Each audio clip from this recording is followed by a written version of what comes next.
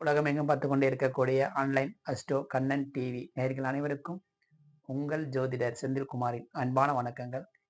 இன்னைக்கு நாம் இந்த சீரீஸில் பார்க்க போறது யாருக்கு தொழில் மூலம் கடன் ஏற்படுத்தும் அப்படிங்கிற பார்க்கக்கூடிய வீடியோ இது. அதுக்கு முன்னாடி நம்மளோட சேனல் லைக் பண்ணுங்க, சப்ஸ்கிரைபர் பண்ணாதன்னா சப்ஸ்கிரைபர் பண்ணுங்க. அப்பதான் நாங்கள் போடக்கூடிய வீடியோஸ் பயனுள்ள வீடியோஸ் உங்களுக்கு நோட்டிஃபிகேஷன்ல செட் ஆகும். இப்போ நம்ம வீடியோக்குள்ள போகலாம்.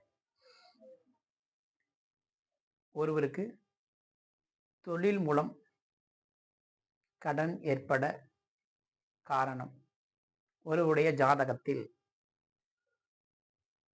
லக்னத்திற்கு 6ஆம் பாவம் கடனை குறிக்கக்கூடிய பாவம். அந்த பாவாதிபதி 10ல் இருப்பது இருந்தால் அந்த ஜாதகருக்கு தொழில் மூலம் கடன் ஏற்படுத்தக்கூடிய சூழ்நிலை உருவாகும்.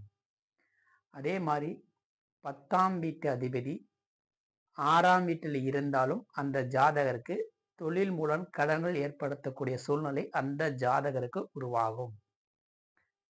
இதே 6ஆம் அதிபதி 10ஆம் வீட்டுடைய நட்சத்திர சாரத்தில் இருந்தாலும் சரி, அல்லது 10ஆம் வீட்டு அதிபதி 6ஆம் வீட்டு நட்சத்திர சாரத்தில் இருந்தாலும் உங்களுக்கு கடன் ஏற்படக்கூடிய சூழ்நிலை அந்த ஜாதகருக்கு உருவாகும்.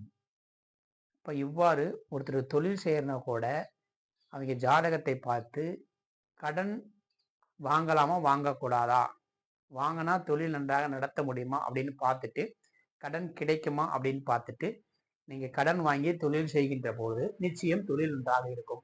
காரணம், 6ஆம் பாகம் நன்றாக இயங்க வேண்டும். 6ஆம் பாகம் நன்றாக இருந்தால்தான் நம்ம கேட்ட இடத்தில் நமக்கு கடன் கிடைக்கும். அதே மாதிரி பார்த்தீங்கன்னா கடன் கட்டக்கூடிய பாவம் எதுன்னு கேட்டிங்கன்னா 11ஆம் பாவம். ஒருத்தர் கடன் வாங்குறாருன்னா 6ஆம் வீட்டு அதிபதியை விட 11ஆம் வீட்டு அதிபதி நன்றாக இருக்க வேண்டும்.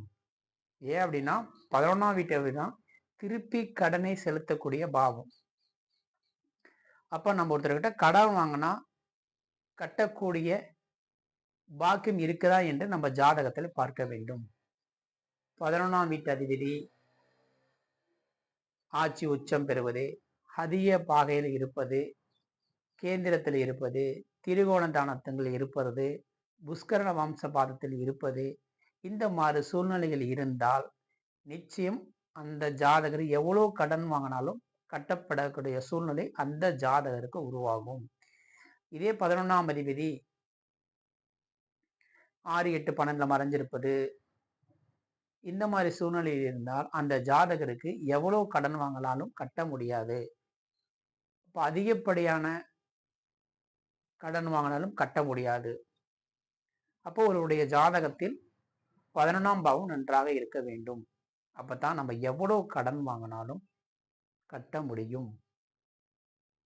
அடுத்து 6ஆம் வீட்டு அதிபதி ஆட்சி உச்சம் பெறுவது, 2வது பார்த்தா கேந்திரத்தில் இருப்பது, திரிகோணங்களில் இருப்பது, புஷ்கரண வம்ச பாதத்தில் இருப்பது, இந்த மாதிரி இருந்துச்சுன்னா அவன் எங்க போய் கடன் கேட்டாலும் அந்த ஜாதகத்துக்கு கிடைக்கும்.